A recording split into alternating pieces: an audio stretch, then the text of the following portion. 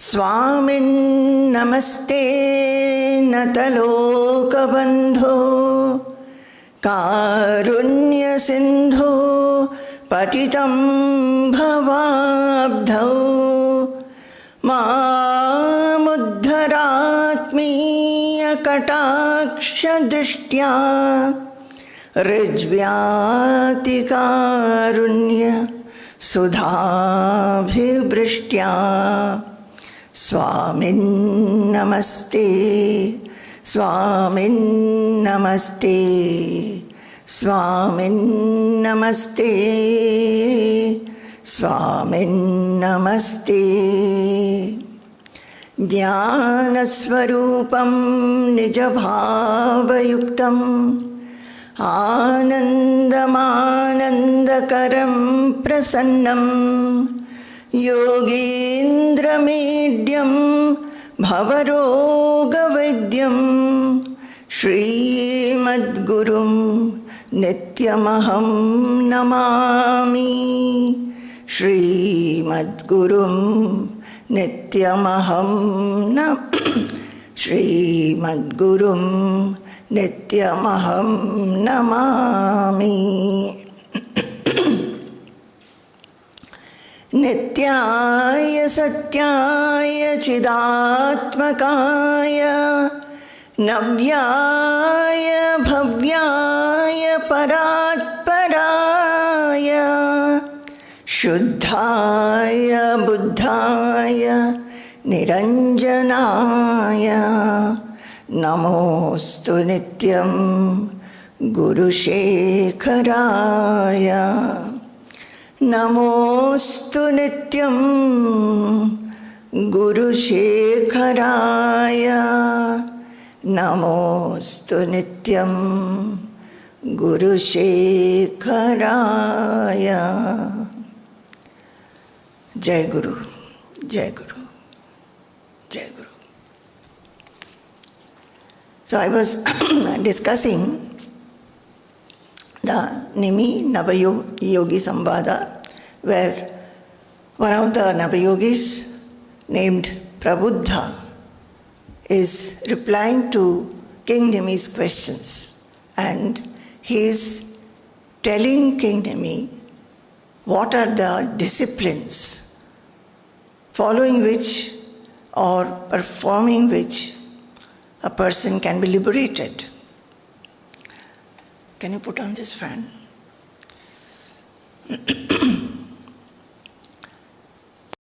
So I was going through this sloka, 11.3.24 of Srimad Bhagavatam, 11th Skandha, 3rd chapter, 24th sloka.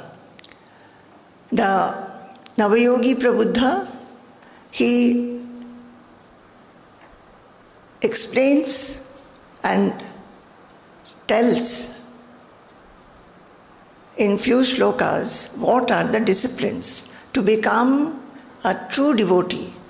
That is, what is Bhagavata Dharma, what a devotee or a seeker should pursue so that he acquires the qualities of a devotee, a true devotee, and he becomes liberated. So in this shloka, Shaucham tapastitiksham cha Mounam Svaadhyaya Arjavam Brahmacharya Mahimsam cha Samatvam Dvandva Samjnayoho. I was going through this one. So we are seeing that each and every discipline which the Yogi Prabuddha is telling, how deep we can go into each and every word. It is not just the meaning of the word, but how we can relate it to our sadhana, our pursuit. And we were also discussing how we remain away from such qualities and how, with what attitude and practice we can attain these qualities. So Shaucham is purity. We have dealt with Shaucham in great detail. Tapas in great detail. Then came Titiksha, then Mounam, and then we did Svaadhyaya. In this Mounam, I will again stress upon it. Mounam is such, not the external Maunata, not that we externally do not talk or speak. That is called Mounam. That true Mounam will be when any situation will not produce agitation and crisscross thoughts, train of thoughts in our minds. Generally what happens, we may be keeping quiet externally, not speaking much, but the mind is talking away, chattering away. So what is Mounam? Mounam is when even that gets quietened. Thoughts will come, thoughts will go. We will not be working on those thoughts. We will simply remain aloof from the thoughts. The mind's nature is to have thoughts. But when will the stillness of the mind come? When the mind remains absolutely aloof from those thoughts which rise and dissolve, rise and dissolve. We become agitated and disturbed because with the appearance of a thought, we start acting upon those thoughts. We get entangled with the thoughts. We start thinking of the past and future, whichever thought it is, and that is how the mind becomes agitated. So Mounam is also this. I thought particularly this Mounam, we must be very, very alert about. It's not that we keep to ourselves, do not talk, but the real sadhana is how to bring about stillness of the mind. Then we did Svaadhyayam, and we saw that Svaadhyaya, what we do, and many of you are doing, reading. And reading is not just reading. Reading is going into it in great detail and going into each and every word, understanding the meaning, and that understanding should be such that we assimilate. It is not just read, understand. That is, spend some time to understand so that you can assimilate it. You won't have to think about it, what you have read. It becomes one with you. And once it becomes yours, we become it. So reading, understanding, assimilating, and then becoming. And in my last session, I was discussing with you that this becoming is more important. Any other subject, any other academic subject does not have any kind of compulsion to us to become that. We cannot be also. We can only master the subject, and we can apply that knowledge of the subject for our career, for our growth in our academic life or professional life, and we can have better and better jobs, better and better earnings, and live a comfortable life, which will be better and better. That is the aim. But the spiritual subject, it is a subject of the self. It is a study of the self, our own identity. So, but it is when we study it, there is a compulsion to become and not just know it. The knowledge, I think in all this time, every one of you knows about the self. Many people do not know. Those who are leading the ordinary life, they do not even care to know. But those who are treading this path, they have some interest in the spiritual path, I think, very soon we come to know that there is something in us which animates the body, which is different from the body. And if we can attain that real identity, which we are, we will be able to become the master of our lives, not get drowned by unhappiness or happiness or any situation in life. So, Svaadhyaya is to study deeply and then become. Also, we must be watching and studying our own mind. See, we are studying our sacred scriptures, and we understand also. Maybe we can explain it very well, we can chant it very well, everything we know. But unless we study our own mind, our own attitude, our own behavior, our own interaction, and see whatever we have learned by our studies, whether we are able to follow that, whether whatever knowledge we have gained, we are able to translate into our life. So how will we know it?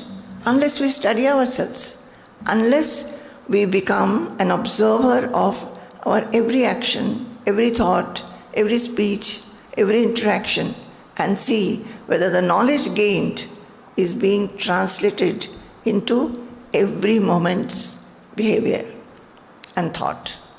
So, Svaadhyaya is also that. Then comes Arjavam, Shaucham tapastitiksham cha Mounam Svaadhyayam Arjavam. What is Arjavam? Arjavam is straightforwardness. As last session I said, Ashtavakra told King Janaka that Muktimichasi chet tata vishayan vishavatyaja Shama Arjava Daya Tosha Satyam Piyushavad Bhaja. See, the second one is Arjava. What is Kshama? That is forgiveness, forbearance. Then Arjava is straightforwardness. Shama Arjava Daya is compassion. Daya Tosha. Tosha is contentment. Satyam, truthfulness. So Arjava comes in the second in the list. Arjavam is straightforwardness. What is straightforwardness? Straightforwardness, it is a very, very, it's one of the most required quality of a seeker or a devotee, straightforwardness. One should be absolutely simple. Simple in the sense, what is in the mind and how we behave or talk should be harmonious to each other. It's not that we think something inside and our behavior is something else. That is, I keep on projecting myself in a different manner, but actually the mind has many other thoughts. There will be many people, I think it is true of most of us, that we project our image in the society, or maybe in the midst of friends, or in the midst of our professional life, or wherever. We have an image. We want to keep that image. People should be thinking that I'm very good, I'm very efficient, this, that. I talk very politely, or in a very intelligent manner, very, very sharply. But the same person will have a different image in the house. We have an image as if I'm a very kind person, a person of lot of consideration, sacrifice, etc., etc. You will find the same person when they come home, they are getting angry with no reason at all, angry with the wife, angry with the children, angry with the servants, very, very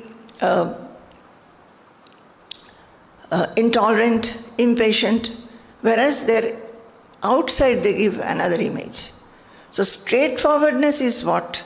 Straightforwardness is harmony in everything. In thought, speech, actions. That is body, mind and speech. there will be harmony. And simplicity in everything, simplicity in thought, simplicity in word, simplicity in action. There will be in simplicity. When people come near that person who is straightforward, there is a joy in meeting such a person. You understand that the person is not at all complicated. You won't have to talk to that person in a calculated manner. That kind of a person. My dear children, I don't know whether I am able to express it.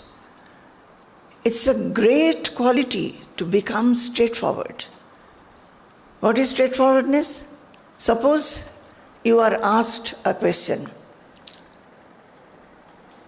A very simple question. Many times we'll ask, maybe A is asking B, what are you thinking? Maybe B is keeping quiet, just in a thoughtful manner. What are you thinking? I don't know. This is not a straightforward reply. What is straightforward? You can say that, yes, I'm thinking of something, but I don't want to say it now. That can be a straightforward reply. But I don't know is not straightforward. Actually, you're thinking. It is understood that one is thinking.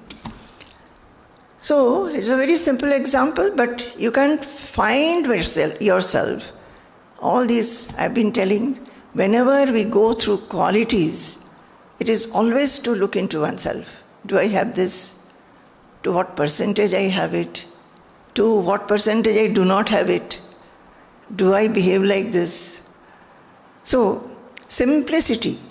What is the simplicity? Simplicity can be of many ways. Bodily simplicity. What is bodily simplicity? Simple in dress, behavior, food, lifestyle, gestures. Gestures means, many people will have a lot of air, will walk around with lot of air. No. Be natural. Naturalness is the quality of the self. So be very natural. So simplicity in dress, lifestyle, gestures, food, etc. There should not be any ostentation.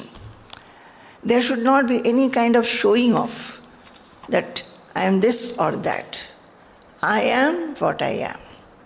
That is the naturalness of our real identity. Yes, sometimes I may be a little foolish. What of that? Sometimes I may be behaving in an intelligent manner. Okay, that is also okay. Sometimes I may be a little lethargic. What? I will let people know it. Not that I will not try to get over that lethargy, but if I have been lethargic, let people know it.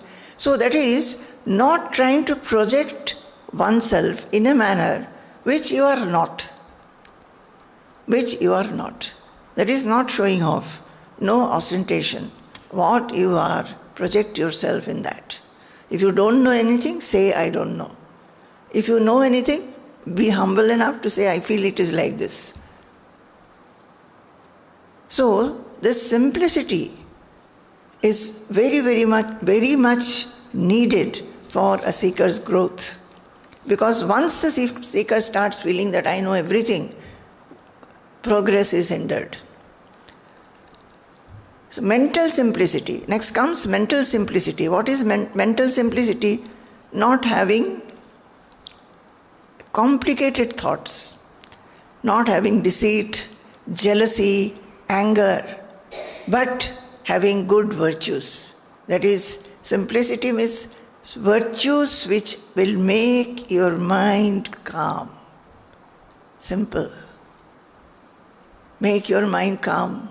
When people come, that mind will be radiated towards them also. So, and have virtues like gentleness, kindness, humility, love, sacrifice. These are the simplicity of the mind. Simple behavior. When you talk to somebody, let that person understand that you are a friend.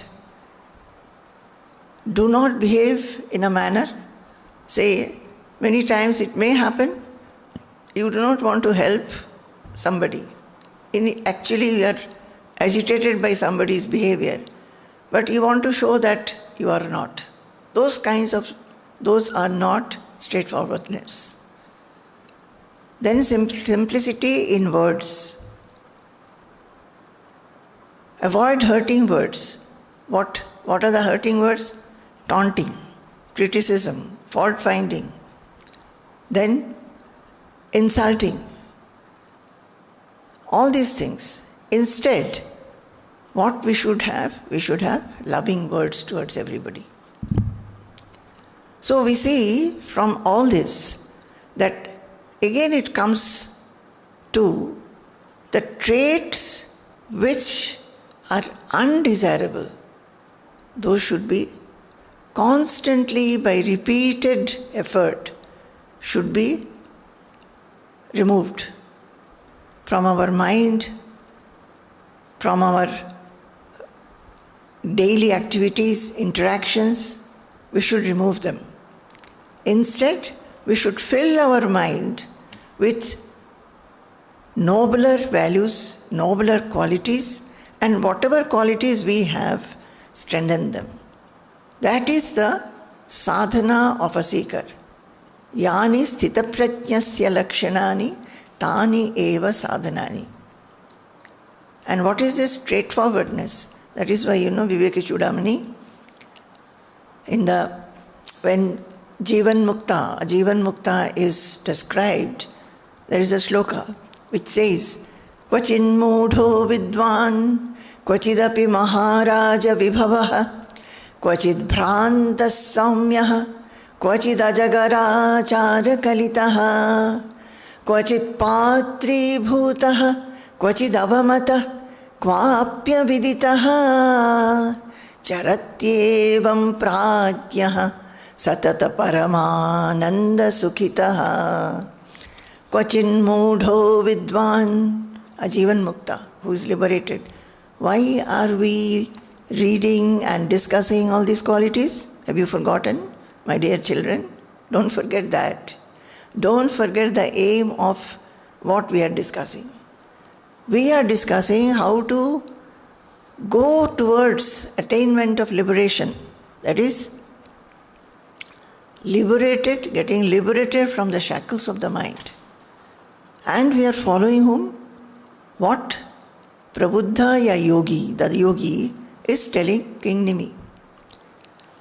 And he is telling about certain qualities which a devotee or a seeker must acquire. And now I am telling how, when such qualities are expressed by a liberated person, how does he behave? So I am talking about Arjavam now. The word Arjavam has come in this particular sloka. And we are discussing what is Arjavam, what is straightforwardness. So a Jivan Mukta, he is a straightforward man. So in his day-to-day or moment-to-moment life, sometimes he is like a fool, sometimes he behaves like a very intelligent person, sometimes he is like a mad person, sometimes he is keeping quiet, sometimes he is given lot of reception by people, worshipped by people, sometimes not. But he is absolutely aloof. He doesn't mind. He is satata paramananda sukhitaha. So kvachin mudho vidvan. So he moves about. Somebody sometimes may feel that he is absolutely foolish. He may be asking something. Whatever he doesn't know, he will ask. But just look into ourselves. Many times, and most of the times, in an assembly, we are feeling shy, feeling ashamed to ask a question. Why? We always feel, will people feel whether my question is very foolish, is a very trivial question, I should have actually known it. So even though one doesn't know, one does not have the courage or the straightforwardness of letting others know that I don't know. In our satsangs, this is always the case. We have a night satsang. Sometimes Swamiji comes, asks that why don't you ask questions? Nobody will come up. Nobody will get up and say. And many times later people have said, we are very shy to ask. Suppose my question is not a right question, if it is a foolish question, will we be devalued? So, thinking that one will be devalued, one is not able to become straightforward. Okay, what of that? What I don't know, I am asking. So, kvachin moodhaha, kvachidapi maharaja vibhavaha, kvachin moodho vidvan. And sometimes he will express all his scholarship, his knowledge, he will be able to. That also, when it is necessary, he expresses it. Kvachin moodho vidvan, kvachidapi maharaja vibhavaha, kvachid bhrantas saumyaha, kvachid ajagarachara kalitaha. And sometimes he will be moving around like in a royal manner. In whichever manner he wants to, he just moves about. In a royal manner, he will be moving around. He will not think what people will think of me, what he is, and whichever, at whatever time, whatever he feels or he is, that gets expressed. He is not bothered about it. He just is natural, he just is straightforward. Kvachid bhrantaha. Sometimes he will be behaving like a ignorant person,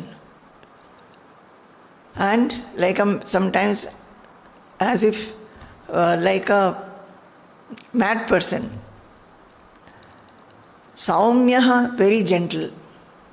Kvachida jagara chara kalitaha. And sometimes he'll be sitting quietly. Many people, suppose you sit quietly, you will be asked many questions. Why are you sitting like this? And what is the reply? I don't know. Just like that. So, ajagarachara kalitaha. He just wants to sit quietly, he will sit. And like what? He will not even try to get up and have his food. Why? Ajagara, the python, it's just rests. Doesn't go out for looking for food. If any food, say any animal or anything else goes near his mouth, then he opens the mouth and gulps it. So, the Jnani, the Jivan Mukta, he also is like that. Sometimes he will not make any effort to go and eat or find out food for himself. If food comes, it will come. If it doesn't come, it is okay. Kvachid bhrantas saumyaha, kvachid ajagarachara kalitaha, kvachid patri bhutaha, kvachid avamata, kvapya viditaha, kvachid patri bhutaha. Sometimes people will be giving him lot of respect, they will worship him and he will accept it. Patri bhutaha, kvachid avamataha. Sometimes people will be throwing insult on him, scolding, insulting, not knowing who he is, but he will not be affected. Kvapya viditaha. And sometimes people will not know who he is. Maybe he is a very learned person. So, what is straightforwardness? Suppose you are very learned and you go to in the midst of people and you find that you are not getting the due respect, mind will be affected. And you will try in many ways to show that you know. But a straightforward person, a Jivan Mukta who is straightforward, this is a quality of the Jivan Mukta, Ashtavakra is telling. Kshama Arjava Daya Tosha Satyam Piyusha Bhaja. Like the nectar, worship these qualities. And the second one he says this, Arjava, be straightforward. Whatever you are, you are. That doesn't mean that we should not improve, but we should not try to project an image what we are not. So, kvapya viditaha. Many people will not know. When you go somewhere, people will not know, will not give you due respect, but he's okay. Charatyevam prajnaha satata paramananda sukhitaha. So like that, a prajna who has known, who has realized, who has got liberated by treading this path, by following these disciplines, what our scriptures have said, what the gurus have said, and they have attained that path, attained that goal. So, they are the prajnaha, they have the knowledge. Charati eva, they move about. Charatyevam prajnaha, satata, always. Paramananda sukhitaha. They are always in the blissfulness of supreme joy. Paramananda. Because we do not have to project something which we are not. My dear children, just think, this one word is very, very important. The whole day we are trying to project ourselves. Project ourselves. We meet somebody, we want to project ourselves that I am good, that I am looked after you, or I have acknowledged your presence, or I have talked like this. We will project ourselves, we want to keep an image as a son or a daughter, image as a friend, image as a neighbor, image as a disciple, image as a colleague in an office, as a boss or a subordinate. Always we want to have an image. We want to project an image. And what is our sadhana wanting us to do? We are wanting to project an image what we are not. When we are agitated in the mind, we still do not want to show anybody that I am agitated. When I am disliking a person, very often we keep it in our mind and we may be telling some sweet words. Whatever we are not, we are trying to show that. And what is our sadhana? What is this path of self-realization? To be what you are. To be what you are. So, this is a sadhana. To constantly look into oneself and become natural. What is the natural? All the things, all the traits which is undesirable, which agitates the mind, which brings about disturbance in the mind, which do not have good feelings for others, remove them and bring about the good ones so that the mind is calm. Mind spreads into an infinity. So this straightforwardness, Arjavam word is not very simple. Maybe we can think more and more about it and see where we are lacking. Am I having this straightforwardness? Every day we can have a checklist to see, did I behave as a person of having Arjavam? Where I missed, where I lacked, where I did differently, or which are the situations where I could preserve my Arjavam. And even if it is a small one or two incidents, one or two moments where we have been able to preserve it, you'll find the joy is tremendous. tremendous. It just expands us. Otherwise, when we are always trying to be what we are not, we become small, constricted. Always there is a pressure in the mind because I have to live up to the expectation of others. Somebody is expecting this from me. I have to show that I am so. Actually, I am not. Even in the process, say for a seeker or a devotee, what is the expectation? The guru will have some expectation. The shishya will have gain the qualities which are the qualities of a devotee, qualities of a seeker, qualities of a person who is slowly going forward in the path of knowledge. So that expectation. Even then, when a seeker or devotee is going forward in acquiring those qualities, has not yet gone to 100%.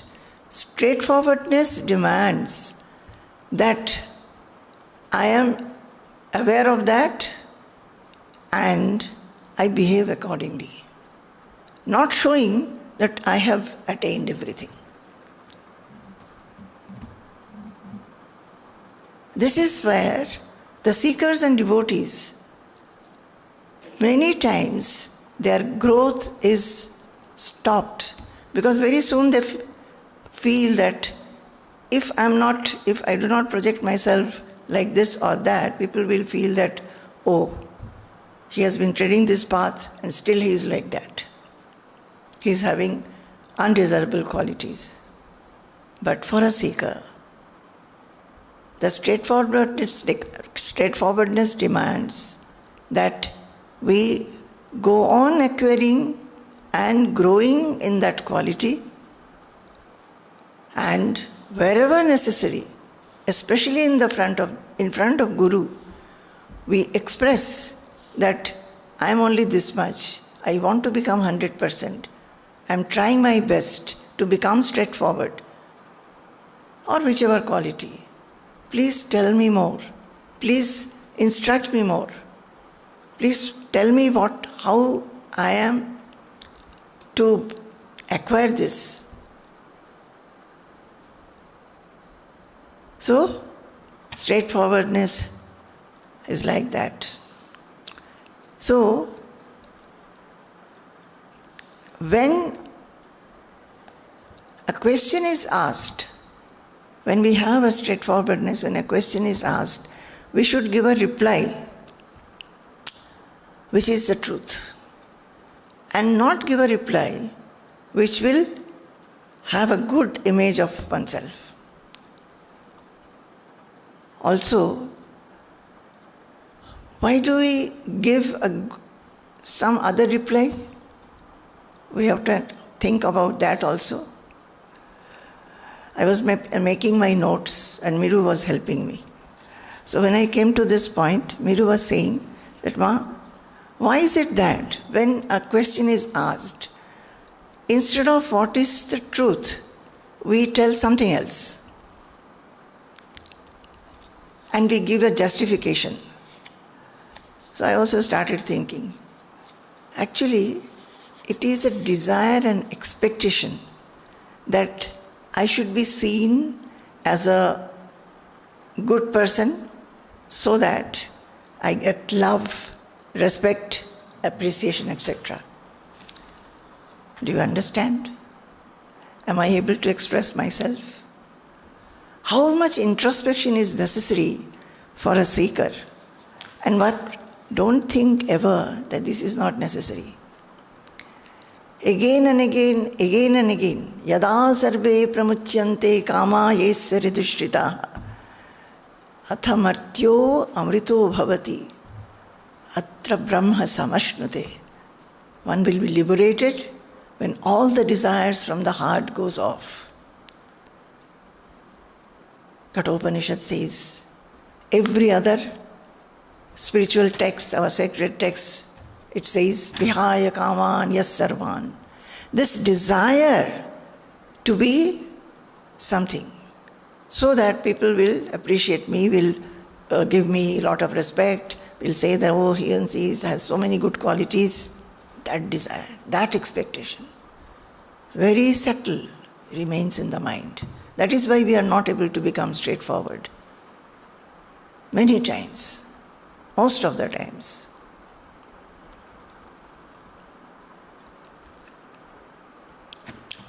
There is a, Swamiji has one Prabhat Rashmi had talked about this straightforwardness. I thought that I'll read 1 or 2 paragraphs from that, but I forgot to bring the book. So I will read it next time. It's very, very important. This Prabhat Rashmis, whosoever is listening, you must get from our book distribution center, our ashram, Prabhat Rashmi books. You read any other book. But if you really want to progress in sadhana, these Prabhat Rashmi books are excellent. Excellent. Swamiji has, in a very, very loving manner, but in a very direct manner, sometimes in a very one-pointed manner, pointed out how a seeker should go forward, how the seeker is not able to, what is the obstacle, what hinders him. So, I'm sorry that I forgot to bring the book. It would have been very relevant here. Anyway, we can do it sometimes later. I will read it out. So next comes Svaadhyaya Arjavam Brahmacharyam. So Brahmacharyam, everybody knows Brahmacharyam. Brahmacharya means it is considered to be celibacy. Celibacy. And also, one who dwells in the thought of Brahman is a brahmachari. One who dwells in the thought of Brahman, that is throughout the day, every moment, try to bring your thoughts, withdraw your thoughts from the world. All worldly things are constantly going on in the mind. It will be the thoughts of everyday work, what you have done, what you are doing, what you have to do, all those thoughts. But when you find that those are agitating the mind, disturbing the mind, not giving you peace, try to remove them. Try to think of God, think of Brahman, think of all these many shlokas that you have read. Try to think of them. Think of this oneness in this plurality. Beneath all the plurality, find that abheda in all the Vedas, that is all the differentiation that we have. There is a substratum which is one. God is one. Either you think God or you think Brahman. So bring those thoughts. Bring those thoughts, and sometimes that bringing that thought also, the other day somebody was telling me that I am doing work in the kitchen, but all other thoughts are coming to my mind. So I have got a Diksha mantra. Should I not keep on chanting the Diksha mantra? Yes, you have to chant. But if thoughts are coming, which are also noble thoughts, or whatever you are doing, smear it with God. Consider God to be everything. That simple work that we do every day, how can we say that we are also dwelling on God or Brahman? Whatever we are doing with our limbs, or we are thinking with our mind, consider that to be from God, given by God, by His wish, and I am doing as an instrument. That is, you have thought about God. You have thought about the supreme power, the supreme presence, who is the source of everything, who sustains, and in whom everything dissolves. That is, let not your mind go with various thoughts. One thought has come. What our mind does, it will go and start working on that thought, and there will be a network of thoughts behind that. But as soon as you understand what you should do, start thinking. See how God gives us this thought. Who gives us this thought? How does it come? How does it vanish? As soon as you have even started thinking like this, you have come away from the worldly thoughts and you have started thinking about God. You know, in some of the writings, Swamiji has written so clearly about what we have to do. See, this is something. See God in everything. Every sight, sound, smell, taste and touch are revealed by the Spirit in your own mind, your within. So, whatever we are doing, I was talking about what? Brahmacharyam. I said Brahmacharyam is remaining celibate. For householders also there are Vedic injunctions how a husband and wife, when they should meet. So that is Brahmacharyam. If they are householders also, according to Vedic injunctions, they meet each other, that is Brahmacharyam. Otherwise, another is, Brahmacharyam is considered to be when we dwell in the thought of Brahman or God. How can we dwell? We are doing all worldly things, all worldly work. Thoughts are around worldly things. So how can it become a thought on Brahman? This is a question. This question should be asked. And what our saints have written, or our scriptures have written, if you go deep into it, you will find it has been given, all kinds of explanations have been given, all kinds of instructions have been given, path has been shown how you can find God in everything. So I am reading from Swamiji's writing. That is where, when you have Guru in your life, you will have so much to learn.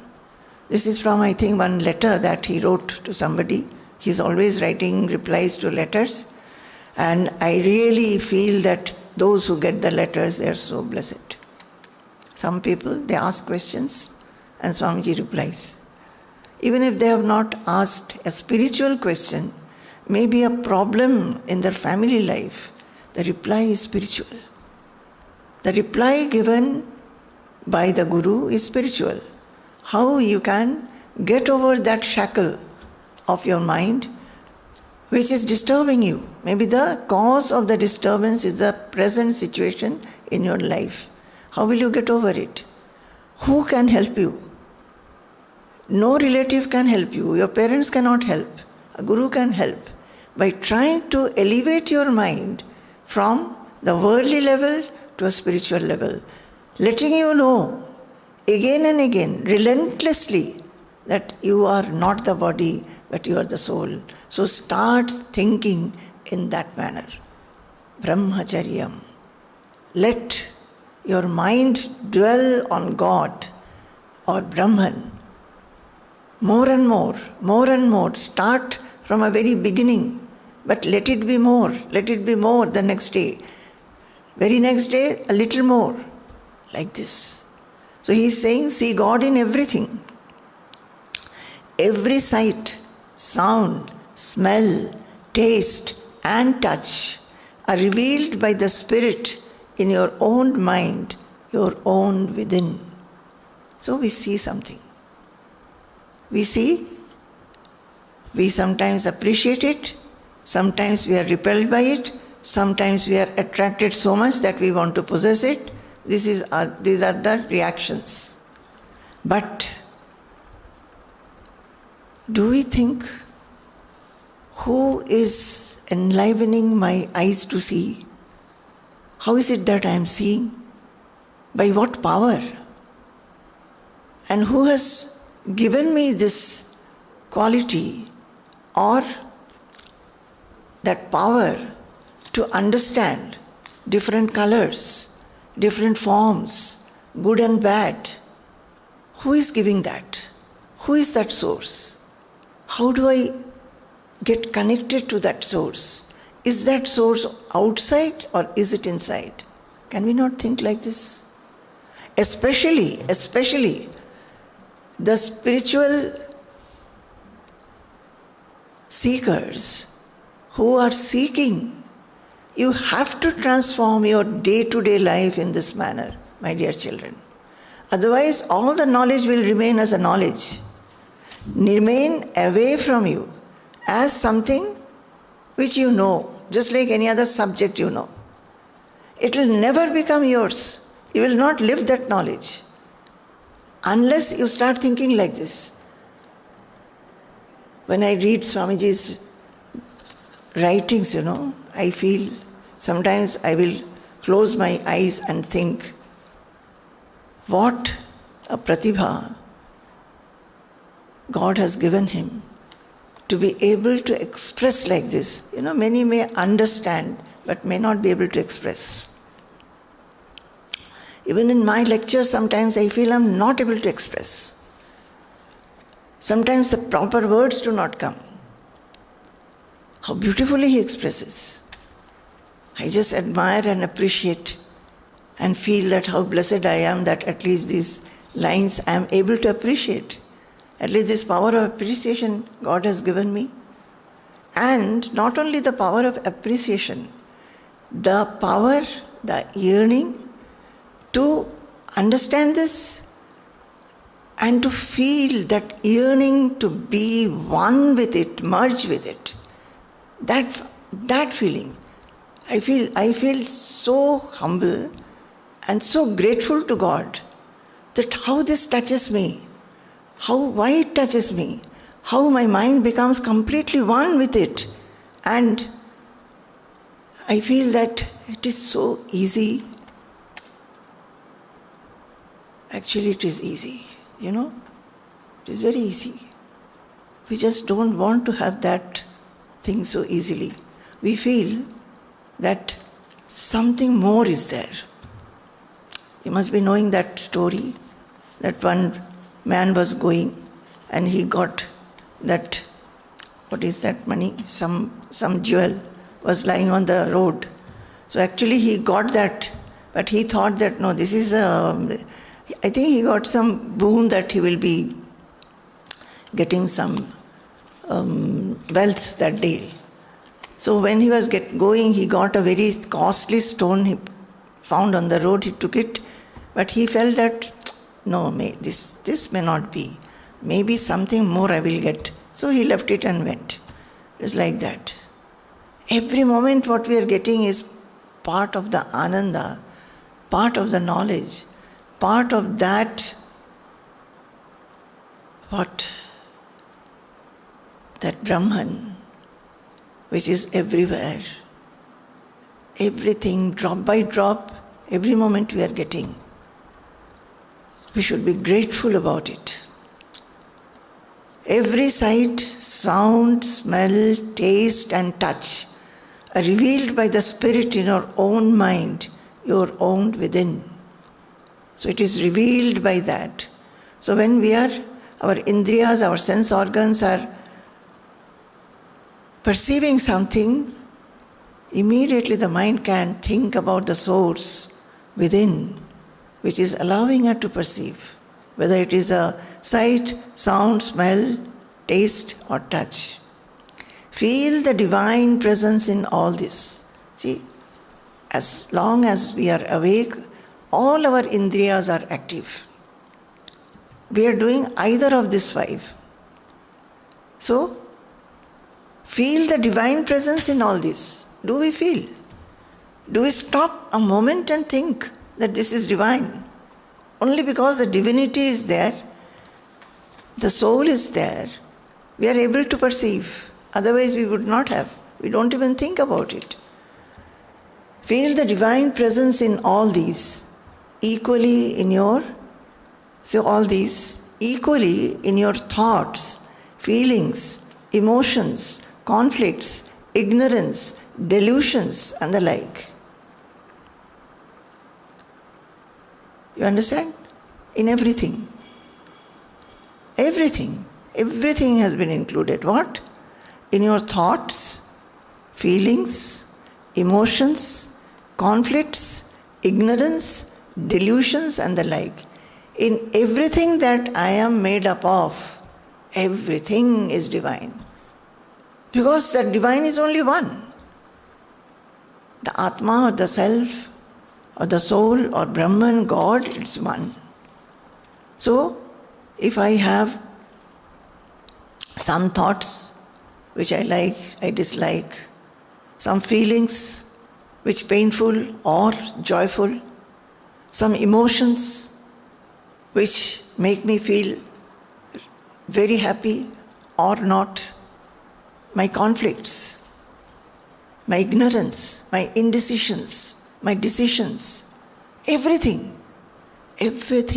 is floating on divinity, my dear children, floating on divinity. And we have to understand that. We need not go forward, reading, that I have to finish this sloka, next I have to go to the next. Not necessary. Just see how I even did not think that all this will come out of my mouth. I think I am also doing introspection more and more as I'm talking.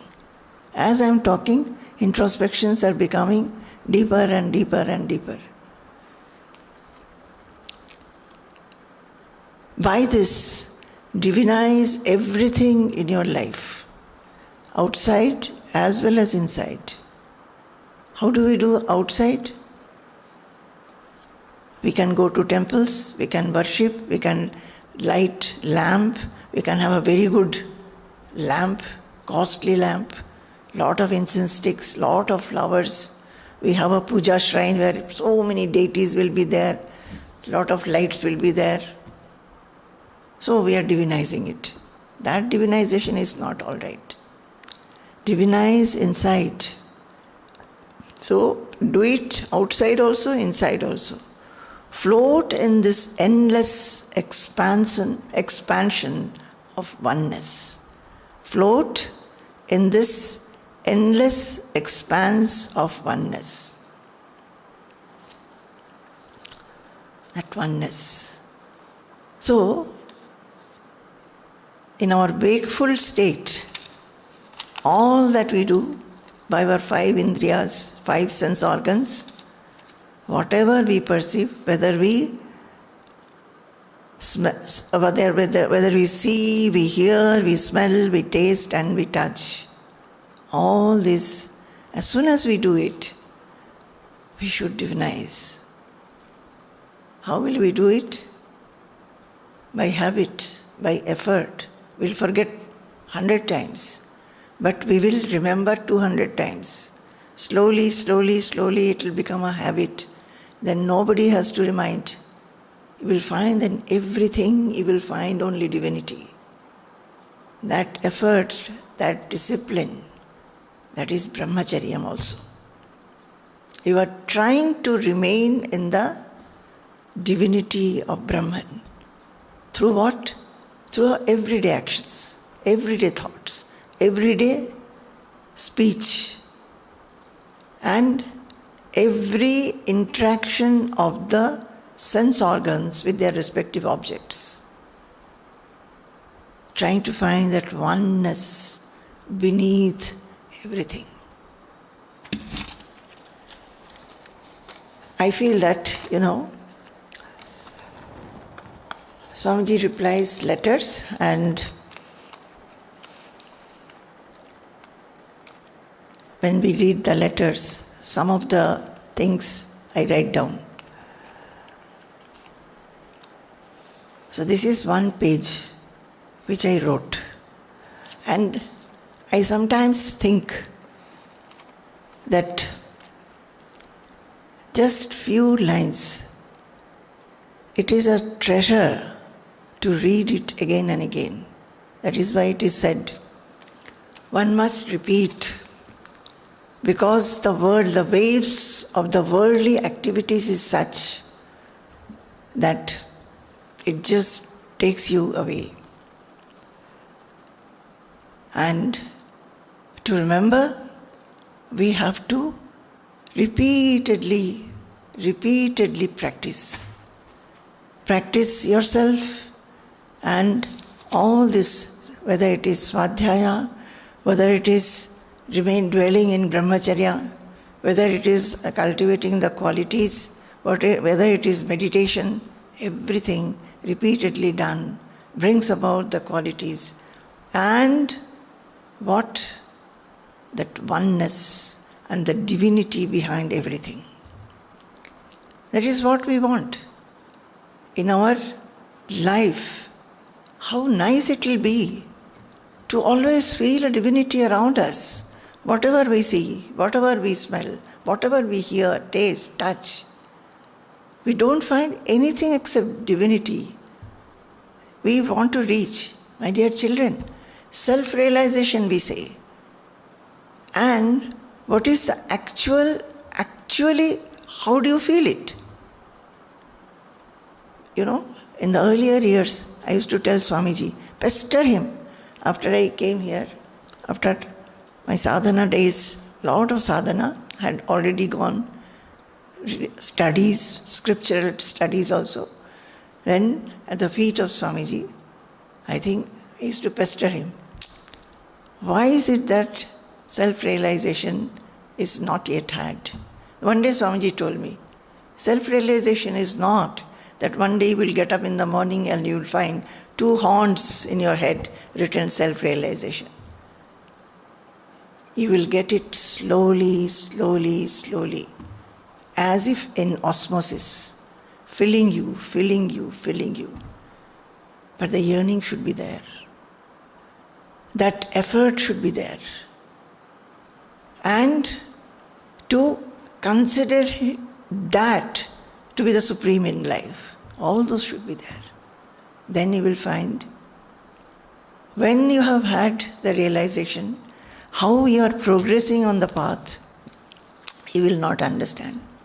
And it is when you are at the feet of the Guru, it happens most naturally, effortlessly, just by staying and near the Guru and serving him and his work.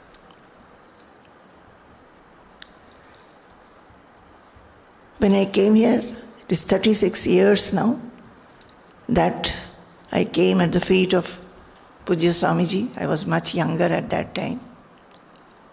Lot of work I have done, physical work, which I was not used to before that. I was mostly a person who has only studied, parents only giving encouragement to study. Mother never made me do any work, household work. Very little I learned when in the house, later only learned. And maximum I learned here in the ashram. So a lot of physical work had to be done. So if I look back, I find how true is Swamiji's words. Just by being, just by understanding, just by remaining near him, seeing him do work, seeing him talk to people, seeing him solve a situation, seeing him absolutely unaffected when a very difficult situation has arisen. It has been learned. And Swamiji says, learning should be immediate. Why do you have to be told twice to learn something?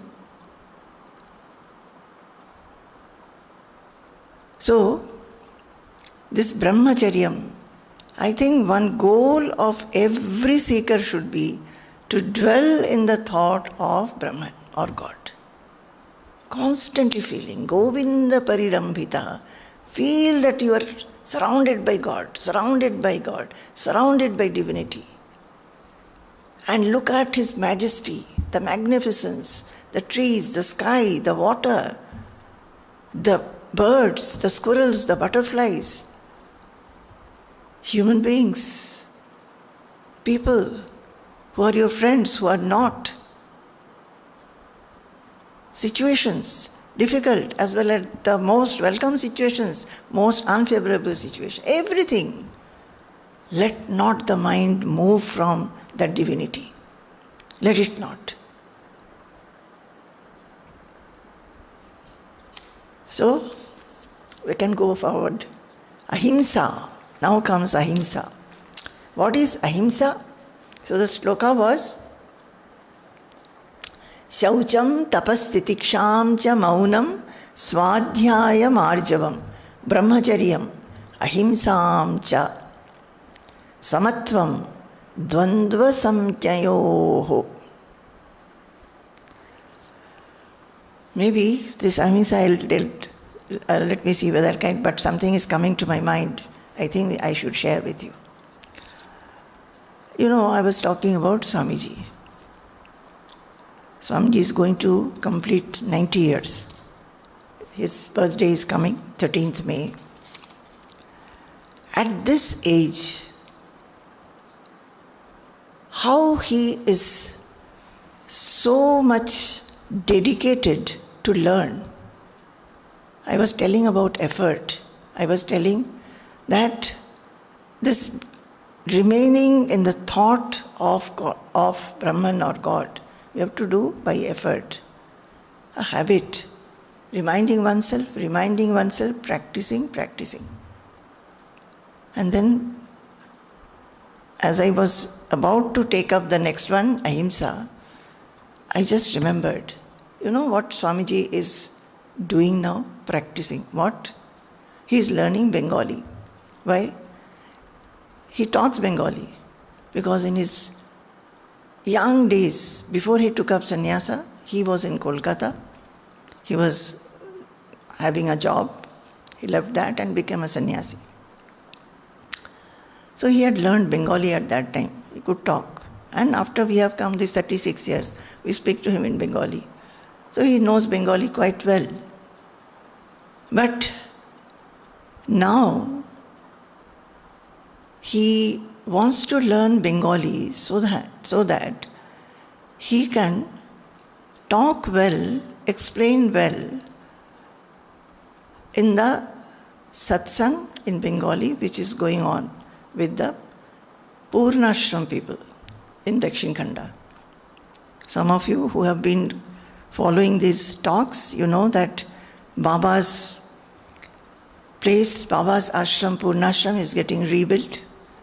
And in January, I had gone with 2 of the brahmacharinis, and with Swamiji's blessings and his adesha, I went and placed the Shila in the building that is going to be made. So the people there, they wanted to have, after my satsangs there, they said that we want to remain connected to you. You will be going away to Kerala, and when you will come, maybe after 1 year, we want to remain connected. It was very nice to see simple village people, young housewives, middle-aged women, elderly men, young boys and girls, even children. So some of them, they said that we want to remain connected. So they gave their phone numbers, etc. And these days, you know, but we can open a WhatsApp group, and so we are having a Google Meet with them every Sunday. Thinking that we are very busy, they had told that you must be very busy, so please, one Sunday, first Sunday of the month, can you connect to us? So it was decided. I came with that decision that once a month, the first Sunday of the month, we will connect. When I came here and told Swamiji said that, oh, the first Sunday of the month, that will be another 10-15 days later. Today is Sunday, we will join today itself. So hurriedly the group was opened and everybody was informed that today itself Swamiji will be meeting them. They were very happy because Swamiji could not go. If Swamiji's health was okay, he would have gone. So, in that first satsang, Swamiji said, see, I do not want only once a month. I want it every Sunday. Actually, that thought should come from the participants. Maybe they would have, but they must have felt that we are very busy people. So when they were very happy, so now every Sunday one satsang, very informal satsang. And now this village, it's a very remote village, the amount of yearning they are showing, they are telling us they want to know, they want to learn, and the amount of sincerity and dedication that they are showing. Every Sunday, reaching there, they are gathering in one place. So, and some shlokas have been told, Swamiji has been talking, I also talked, Notan Swamiji speaks. Then they said that we want to learn Gita. Told me, Ma, in most of our houses, Gita is there. It is kept on the puja shrine. We don't even know what is inside. Please tell us. We only know that it was told in Kurukshetra Yuddha, told by Krishna to Arjuna. That much we know. We want to know what is there. And that interest came up because whatever Swamiji and we are talking, they could understand that, expressing also, we never knew that such a purpose of life is there. That beyond the everyday life, there is a higher life. We can think in a higher manner, in a different attitude. We did not know. We want to learn. So, because they requested, now Swamiji is talking Gita. So now Swamiji also has taught some shlokas also, very good shlokas. So since he is not so fluent in Bengali, he must be having lack of words. So he tells that I want to learn more and more words, new words, vocabulary. So when we went to Jamshedpur, he asked me to buy some books for him and English to Bengali dictionary for him, and all that has come. What I want to tell you is that our Swamiji, he writes, whole day he's mostly writing. Somebody or other, these days he is not able to type himself, somebody helps him in typing. In between that, whatever little gaps he gets, this is what I want to say. Always we hear, we don't have time. He is learning Bengali. So, he is learning Bengali so much dedicatedly, so sincerely, initially from the books, the letters. Actually, he knows the letters. Long back about, I think in 1993, when another time he was not well, he was recovering from his illness. He had started reading books, learning alphabets and writing and all that. And he is a very fast person, so he doesn't take much time. So that much knowledge was there. So now, initially he was only trying to write with hand. Then I found that he has turned to his laptop. Now suddenly one day, morning when I was in the office, early morning, Swamiji suddenly brought his laptop to me and showing me that he has, typed Sanskrit shlokas in Bengali script and absolutely correctly. One or two mistakes. So much, I was so moved by that. At this age, he has so much of enthusiasm, diligence, tenacity, and dedication to learn a language. And like a child, he is happy. He is like a child, he is coming and showing me see, I have written this. Today also. And he came and he was showing me. And certain things he wants to know scientifically. But Bengali language has, the script and the ucharana, the pronunciation, there is some difference.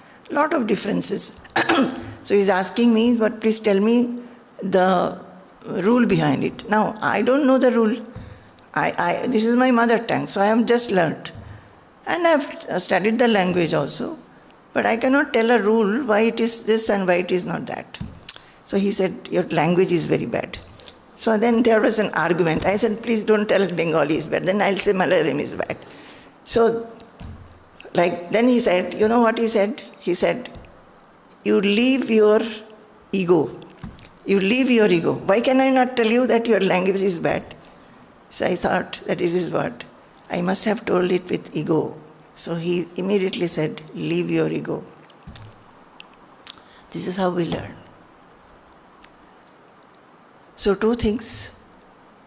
How we learn so that day when I was so moved, I immediately wrote to Sanjay Chakraborty in Bengali because he will understand it, he's Bengali. And then I wrote what all qualities we can learn from him. At this age, getting up early in the morning and trying to learn Bengali. And not that he is giving a lot of time to it. Gaps and pieces. Not wasting time. Not wasting a moment. Something or other. We are not able to progress properly because we are not so dedicated. That is why. Mostly. Okay. Sampurnam Jagadeva Nandanavanam Sarvepi Kalpadrumaha Gangam Vari Samasta Vari Nivaha Punya Samasta Kriyaha Vachah Prakrita Samskrita Shruti Shiro Varanasi Medini Sarvavasthitirasya Vastu Vishaya Drishte Parabrahmani Sarvavasthitirasya Vastu Vishaya Drishte Parabrahmani. Jai Guru, Jai Guru, Jai Guru.